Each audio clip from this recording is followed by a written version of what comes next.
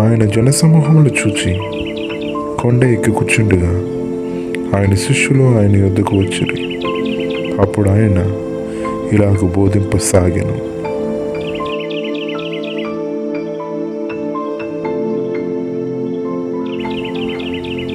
ఆత్మ విషయమై దీనులైన వారు ధన్యులు, పరలోక రాజ్యము వారిది.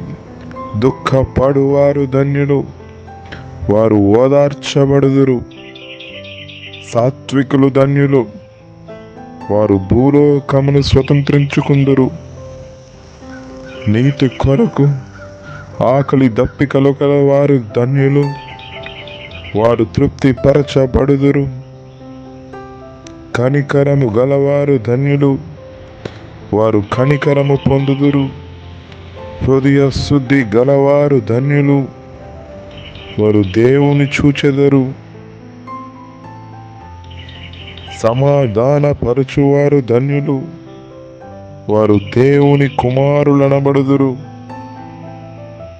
నీతి నిమిత్తం హింసింపబడువారు ధన్యులు, పరలోక రాజ్యము వారిది.